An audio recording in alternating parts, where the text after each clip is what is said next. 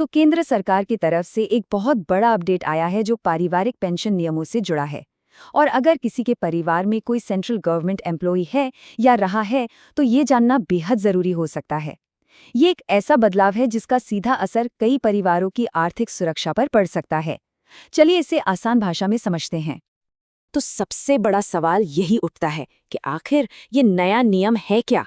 देखिए, ये नियम सीधे तौर पर उन आश्रित माता पिता से जुड़ा है जो अपने दिवंगत सरकारी कर्मचारी बच्चे की पेंशन पर निर्भर हैं। असल में इस पूरे बदलाव की जड़ में एक दस्तावेज है जिसे कहते हैं जीवन प्रमाण पत्र या लाइफ सर्टिफिकेट।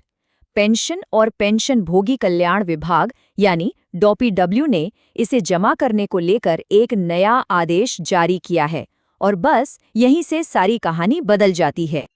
अब ये जीवन प्रमाण पत्र आखिर है क्या? बहुत आसान शब्दों में ये हर साल दिया जाने वाला एक सबूत है कि पेंशन पाने वाला व्यक्ति जीवित है और इसी सर्टिफिकेट के आधार पर पेंशन आती रहती है। ये एक रूटीन प्रोसेस है, लेकिन अब सरकार ने इसमें एक बहुत जरूरी पेंच डाल दिया है। और ये है वो सबसे बड़ा बदलाव। अब अगर किसी दिवंगत सरकारी कर्मचारी के माता और पिता दोनों को फैमिली पेंशन मिल रही है तो उन दोनों को अपना अपना लाइफ सर्टिफिकेट हर साल अलग अलग जमा करवाना होगा। ये जो अलग अलग शब्द है ना, यही यहाँ सबसे ज्यादा मायने रखता है। तो सवाल ये है कि भाई सरकार को अचानक ये नियम बदलने की जरूरत क्यों पड़ी। असल में इसके पीछे एक पुरानी और काफी गंभीर समस्या को सुलझाने की कोशिश है। हुआ ये कि विभाग ने देखा कि कई मामलों में जब दो पेंशन भोगी माता पिता में से किसी एक की मृत्यु हो जाती थी तब भी पेंशन पुरानी यानी ज्यादा वाली दर पर ही दी जा रही थी। इससे न सिर्फ सरकारी खजाने को नुकसान हो रहा था बल्कि रिकॉर्ड भी गलत बन रहे थे। तो इसका हल बहुत सीधा सा निकाला गया। जब हर माता पिता से अलग अलग लाइफ सर्टिफिकेट मांगा जाएगा तो ये पक्का हो जाएगा कि रिकॉर्ड हर साल अपडेट हो रहे हैं। अगर कोई दुखद घटना होती भी है तो पेंशन की रकम को फौरन सही किया जा सकता है ताकि पेमेंट में कोई भी गड़बड़ी न हो। अब बात करते हैं पैसों की, क्योंकि इस नियम का सीधा असर पेंशन की रकम पर पड़ता है। नए CCS EOP नियम 2023 के तहत माता पिता को मिलने वाली पेंशन की दरों में काफी साफ फर्क है। चलिए देखते हैं। लेकिन हाँ, पहले एक बात साफ कर लें। ये नियम तभी लागू होता है जब उस दिवंगत कर्मचारी के पीछे कोई जीवन साथी या पेंशन के लिए एलिजिबल कोई बच्चा न हो। सिर्फ ऐसी स्थिति में ही पेंशन उनके माता पिता को मिलती है। अब आते हैं सबसे जरूरी बात पर, यानी पैसों पर। देखिए, दरों में कितना बड़ा अंतर है। अगर दोनों माता पिता जीवित हैं तो उन्हें कर्मचारी की आखिरी सैलरी का 75% पेंशन के तौर पर मिलता है। लेकिन अगर उनमें से सिर्फ एक ही जीवित है तो ये रकम घटकर 60% रह जाती है।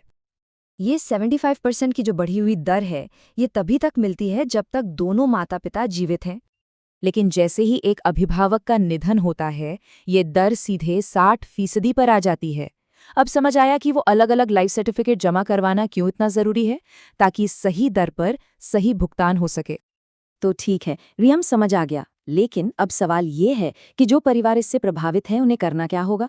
देखिए, प्रोसेस काफी सीधा और सरल है, बस टाइमलाइन का ध्यान रखना बहुत जरूरी है। ये प्रक्रिया 3 आसान स्टेप्स में है। पहला, दोनों पेरेंट्स को अपना पर्सनल लाइफ सर्टिफिकेट जमा करना है। दूसरा, इसे जमा करने का जो टाइम है वो हर साल अक्टूबर और नवंबर महीने के बीच होता है।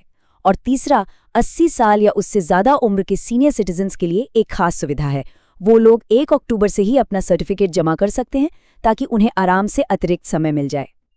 अच्छा, इसी सरकारी आदेश में एक और छोटी लेकिन जरूरी बात भी साफ की गई है। ये उन परिवारों के बारे में है जिनके सदस्य का निधन रिटायरमेंट के बाद होता है। विभाग ने ये भी साफ किया है कि अगर कोई सरकारी कर्मचारी रिटायरमेंट के बाद गुजर जाता है तो उसके परिवार को बढ़ी हुई दर से पेंशन 7 साल तक या फिर उस तारीख तक मिलेगी जब मृतक कर्मचारी 67 साल का हो जाता। इन दोनों में से जो भी पहले हो। तो चलिए फटाफट से सारी जरूरी बातें एक बार दोहरा लेते हैं। 4 मुख्य बातें हैं जो याद रखनी हैं। पहली, हर आश्रित माता पिता को अब अलग से लाइफ सर्टिफिकेट देना होगा। दूसरी, 2 माता पिता हैं तो 75% और 1 है तो 60%। तीसरी, जमा करने का समय है अक्टूबर-नवंबर। और चौथी, ये सब इसलिए किया जा रहा है ताकि पेंशन का पैसा सही और बिना गलती के मिले।